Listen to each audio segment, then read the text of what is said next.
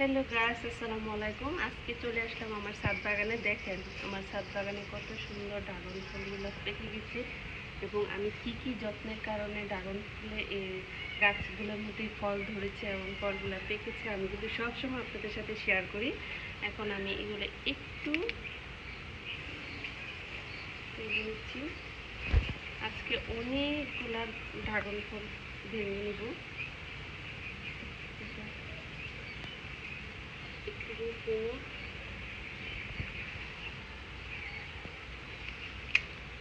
একটু নিলাম।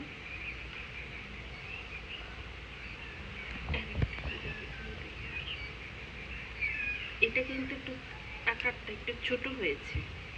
এই যে একটু কাছে আসে নিচে দেখেন কাটাও আছে। একটু উপরে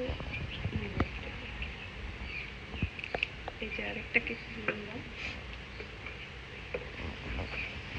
এগুলো আছে।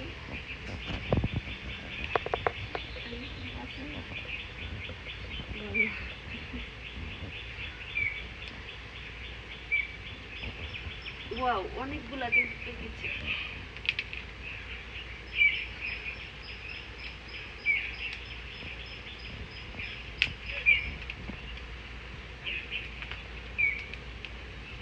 এগুলো একটু ছোট হয়ে গেছে আর এটার কারণও আছে। এটা ছোট হওয়ার কারণ হচ্ছে এই যে দেখেন ওখান থেকে কিন্তু যে এটা আসছে, হ্যাঁ ঢালটা আসছে, ঢালটা কিন্তু চিকন হয়ে পরে ঢালটা উচিত, তো আমার উচিত ছিল কেটে দেওয়া। যদি কেটে দিতাম তাহলে কিন্তু ফলটা কিন্তু আরেকটু বড় হইতো। আজকে একসাথে অনেকগুলো ড্রাগন পাচ্ছি। দেখেন এটাও ছোট হওয়ার কারণ হচ্ছে এই যে দেখেন এখানে যে জায়গাটা, এখান থেকে যদি আমি কেটে দিতাম তাহলে কিন্তু আমার এই ফলটা কিন্তু আরেকটু বড় হতো।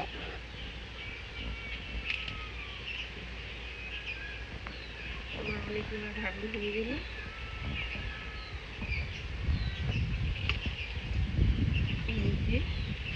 এই এতটুকু গাছ থেকে কিন্তু আমি এই ফলগুলো নিচ্ছি। এখন আর একটা ফল দেব, এই যে দেখেন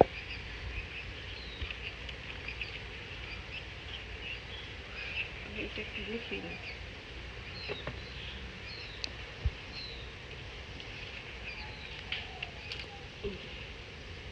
এখানে আরো আছে।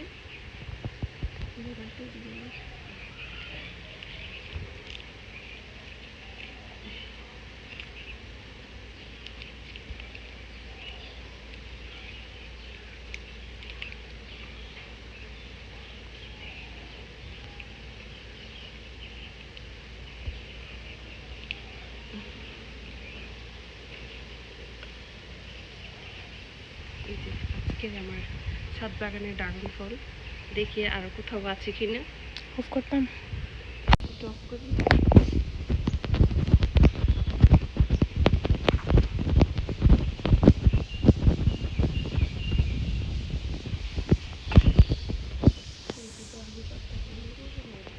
এখানে দেখেন এই ড্রাগন গাছের যে ফলটা ছোট হওয়ার কারণ হচ্ছে এখান থেকে ঢালটা যখন আসছে আমি যদি একটু কেটে দিতাম তাহলে কিন্তু ফুলটা কিন্তু আরেকটু নিতে আসতো, তখন কিন্তু এই ফুলটা কিন্তু আমি আরেকটু বড় পাইতাম।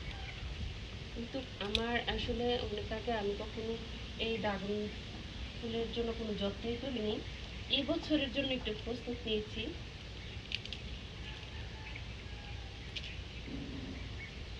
এই যে এখান থেকে নিয়ে নিলাম। এখানে আরো কিছু আছে, এগুলো পাকবে এখনো কখনো।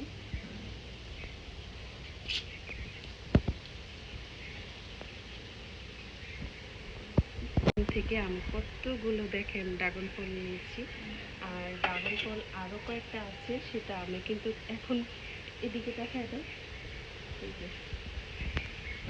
এখানে আরো আছে, এটা মানে লাঠি ছাড়া পারা যাবে না হাতে নাগাল পাচ্ছি না, তাই একটু লাঠি নিয়ে পারতে হবে।